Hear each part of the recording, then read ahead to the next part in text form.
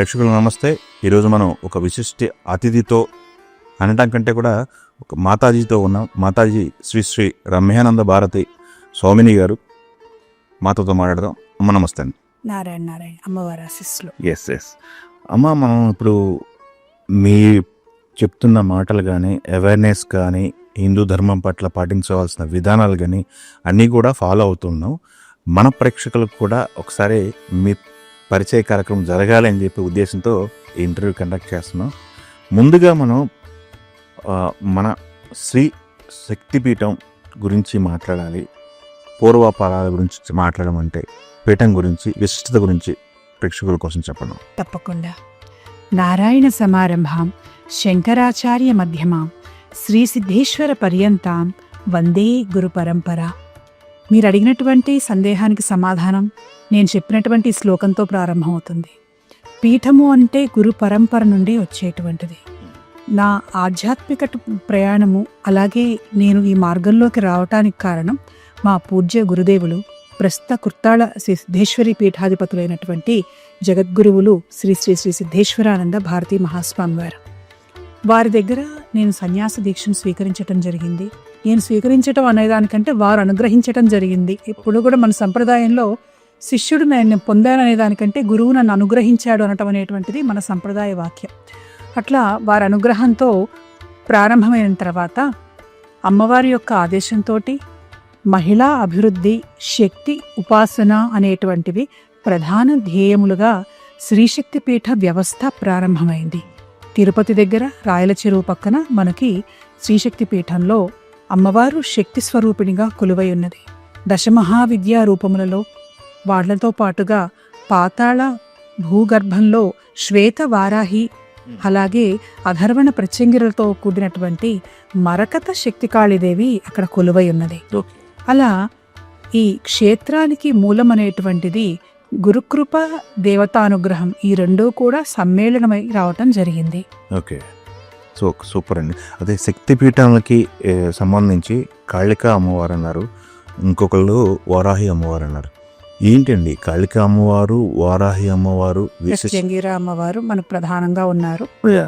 అందరూ వాళ్లతో పాటుగా దశమహావిద్యలు అనేటువంటి మాట కూడా నేను చెప్పాను. అవును, దశమహావిద్యల్లో చాలా అవతారాలు ఉన్నాయి అమ్మవారివి. అందులో మొదటి అవతారమే కాళికి. ఓకే. దశమహావిద్యా దేవతల్లో మనకి విష్ణుమూర్తికి సంబంధించి నారాయణుడు, ఆయనకు సంబంధించినటువంటి 10 అవతారాలను దశావతారాలు అని అంటారు. అదే శాక్తేయంలోకి వచ్చేటప్పటికి నారాయణి అమ్మవారు, ఆమెకు సంబంధించినటువంటి 10 రూపములను దశమహావిద్యలు అనేటువంటి పేరుతో పిలిచారు. విద్య అంటే విత్ అనేటువంటి ధాతువు నుంచి పుట్టింది. విత్ అంటే తెలుసుకోవటం, తెలుసుకునేటటువంటి దాన్ని విద్య. అందులోనూ కూడాను గొప్ప విద్య అంటే మహావిద్య అని అంటాం. అటువంటి 10 గొప్ప విద్యాస్వరూపాలుగా, తెలుసుకునేటువంటి రూపములుగా, అందరూ తెలుసుకోవాల్సినటువంటి రూపములుగా అమ్మవారు ఆవిర్భవించింది. అందులో మొట్టమొదటి రూపం కాళీ. కాలస్వరూపం. మామూలుగా కాళీ అనగానే మన టీవీలో సీరియల్స్, సినిమాలు, వీటిలో క్షుద్రదేవత, బలులు కోరే దేవత, తీవ్ర దేవత, ఇటువంటి అపోహలు జనాల్లో చాలా ప్రాచుర్యంలోకి వెళ్ళటం జరిగింది. కానీ అనంతమైనటువంటి కాలస్వరూపం స్త్రీ రూపాన్ని ధరిస్తే ఆ రూపమే కాళీ రూపం. ఓకే. ముఖ్యంగా మన ఆంధ్రదేశంలో కాళీదేవిని ఆరాధించి కాళీ మంత్రసిద్ధి పొందినటువంటి వాళ్ళు చాలామంది మనకు కనిపిస్తున్నారు. తెనాలి రామలింగాన్ని మనం చెప్పుకోవచ్చు. అలాగే త్రైలింగ స్వామి ఉన్నాడు. 280 సంవత్సరాలు ఆయన భౌతిక శరీరంతో ఉన్నాడు కాళీ సాధన చేసి. అలా కాళిదాస కథ మనం వినొచ్చు, కాళీ అనుగ్రహం పొందినటువంటిది. విక్రమార్కుడి కథ మనం తెలుసుకోవచ్చు, అందులో కాళీ అనుగ్రహం. రామకృష్ణ పరమహంస, ఇట్లా ప్రఖ్యాతి చెందినటువంటి ఎంతోమంది కాళిని ఆరాధించి ఆమె ఉగ్రదేవత కాదు, తల్లి మాతృస్వరూపం అని చెప్పి చూపించారు. అటువంటి ఆ దేవత భారతదేశంలో ఎక్కడా కూడా లేనటువంటి రూపంలో మరకత శిలతో, మరకత వర్ణంతో అమ్మవారు మన శక్తిపీఠంలో కొలువై ఉన్నది. ఆమె దర్శనం చేసుకుంటేనే చాలు ఆమె కోరికలు తీరుస్తుందనేటువంటి భక్తుల విశ్వాసం. అమ్మవారికి ఒక ముడుపు కట్టుకొని వెళ్తారు, అక్కడ కోరికలు తీర్చమని ఆమె చుట్టూ ప్రదక్షిణలు చేసి. అమ్మ అనుగ్రహం వల్ల కోరికలు తీరుతూ ఉన్నాయి. అలాగే మరొక దేవత వారాహీదేవి. ఈ మధ్యకాలంలో వారాహి ఆరాధన చాలా బాగా ప్రాచుర్యంలోకి వచ్చింది. అయితే మన శ్వేత వరాహ కల్పము అని చెప్పుకుంటాం మనం ఏ పూజ చేసినా సంకల్పం చెప్పుకునేటప్పుడు. ఆయన తిరుమలలో స్వామి వరాహస్వామిగా ఉంటాడు. అయితే ఆ వరాహస్వామికి కూడా మూలం ఏమిటి అని అంటే వారాహిదేవి అంటుంది శాక్తేయం. శాక్తేయం అంటే శక్తే సర్వేశ్వరి అని ఆరాధించేటువంటి సంప్రదాయం. ఆ వారాహిదేవి శ్వేత వారాహిగా, భూగర్భంలో పాతాళ వారాహిగా మన దక్షిణ భారతదేశంలో ఎక్కడా కూడా లేదు ఆ రూపంలో. ఆ అమ్మవారిని దర్శించుకోవటానికి లక్షలలో ప్రజలు వస్తూ ఉంటారు.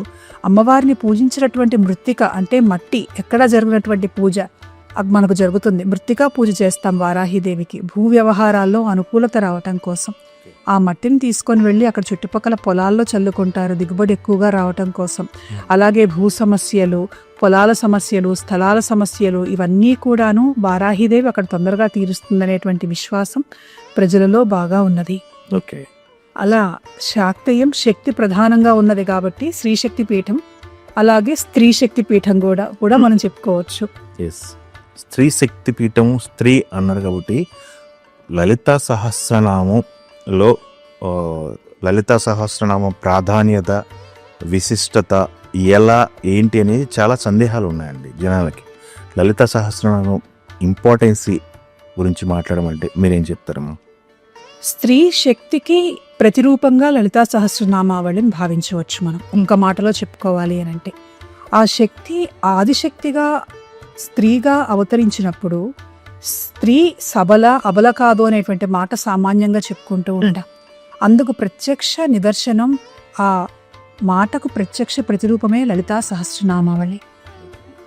పురుష రూపంలో ఉన్నటువంటి దేవతలు కూడా ఏమీ చేయలేనటువంటి సందర్భంలో, అంటే ఇక్కడ స్త్రీల కంటే పురుషులు ఎక్కువ, పురుషుల కంటే స్త్రీలు ఎక్కువ అనేది నేను చెప్పటం లేదు. ఒక స్త్రీకి ఎంతటి విలువ ఉన్నది, ఎంతటి ప్రత్యేకత ఉన్నది, ఎంతటి మహత్వం ఉన్నది అనేటువంటిది చెప్పటం కోసం ఈ వాక్యం నేను చెప్తూ ఉన్నాను. ఆ సమయంలో లలితాదేవి ఆవిర్భవించింది. తాను ఆవిర్భవించటం మాత్రమే కాక తన శరీరంలో నుండి కోట్లాది మంది స్త్రీమూర్తులను సృష్టించింది. దేవతలు అన్నారు ఆమెతోటి, అమ్మా నువ్వు ఒక్కదాని ఎట్లా యుద్ధం చేస్తావు మా కోసం అంటే, నేను ఒక్కదాన్ని ఏమిట్రా, చూడండి ఎంతమంది వస్తారో నాలో నుంచి అని కోట్లాది మంది స్త్రీమూర్తులను సృష్టించింది. ఫస్ట్ ఉమెన్ ఆర్మీగా మనం చెప్పుకోవచ్చు. ఇటీవల కాలంలో మనం ఆపరేషన్ సింధూర్ జరిగినప్పుడు నారీ శక్తికి మనం ఎలా అయితే భారతదేశం అంతా కూడా నమస్కరించిందో, మొట్టమొదటి ఆపరేషన్ సింధూర్గా అది భావించవచ్చు లలితాదేవి ఆవిర్భావం, భండాసుర రాక్షస సంహారం. అలా స్త్రీ శక్తికి ప్రతిరూపంగా నిలుస్తూ అనేకమైనటువంటి రహస్యములతో, మంత్రములతో అత్యంత శక్తిమంతంగా చెప్పబడినటువంటి సహస్రనామావళి లలితా సహస్రనామావళి. స్వయంగా దేవతలు స్తుతించారు అమ్మవారిని ఈ నామావళితో. ఆమె రాయించుకున్నది అనున్నది, రచింపచేసింది ఈ సహస్రనామావళి అని బ్రహ్మాండ పురాణంలో మనకు కనిపిస్తూ ఉన్నది. మొట్టమొదటిసారి ఇప్పుడు మనం లలితా సహస్రం గురించి మాట్లాడుకుంటున్నాం. అయితే మొట్టమొదటిసారి దాన్ని ఎవరు పారాయణ చేశారు? ఎవరైనా మొదలు పెట్టారంటే మొట్టమొదటగా ఎవరో ఒకళ్ళు మొదలు పెడితేనే మొదలవుతుంది.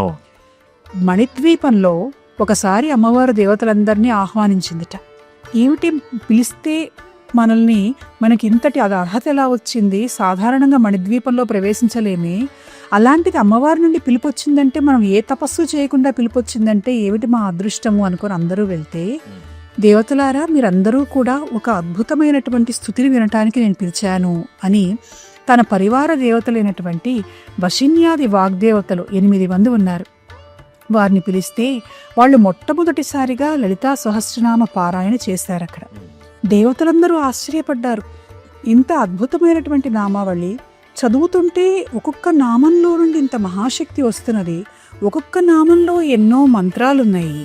అమ్మవారికి ఇష్టమైనటువంటి నైవేద్యాలు, ఇష్టమైనటువంటి పుష్పాలు, అమ్మవారి తత్వము, అమ్మవారి యుద్ధం చేసినటువంటి సమయంలో ఆమె శక్తి అన్నీ కూడా ఒకే చోట ఎలా వచ్చాయి అని వాళ్ళు ఆశ్చర్యపడుతుంటే ఆమె చెప్పింది, దేవతలారా మీరెవరూ ఆశ్చర్యపడకండి, ఇది నేను స్ఫూర్తినిచ్చాను, నేనే రచింపు చేశాను వశిన్యాది వాగ్దేవతల ద్వారా. ఈ ఒక్క స్తోత్రం చదివితే చాలు, వింటే చాలు, నా అనుగ్రహం పరిపూర్ణంగా లభిస్తుంది. అది మీకు తెలియజేయటానికే, ఈ నామావళి వినటానికే మిమ్మల్ని ఇక్కడికి పిలిచాను. ఈ నామావళి వినేటువంటి వంకతో మీరు ఇక్కడికి వచ్చారు, కానీ ఈ నామావళి మిమ్మల్ని ఇక్కడికి రప్పించింది.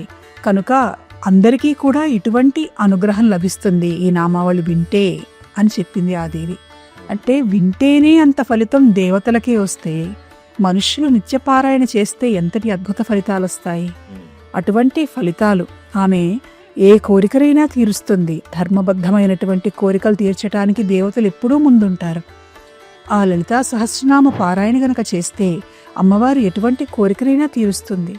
శ్రద్ధగా భక్తిగా చేయటంతో పాటుగా అందులో ఆమె ఏం చెప్పిందో అది ఆచరించాలి. ముఖ్యంగా సువాసిన్యర్చన ప్రీత శోభనా శుద్ధ మానస అన్న నామంలో మీరు చెప్పినటువంటి మాట, సువాసనలను స్త్రీలను పూజిస్తే నేను చాలా సంతోషిస్తాను అన్నది పరమేశ్వరి.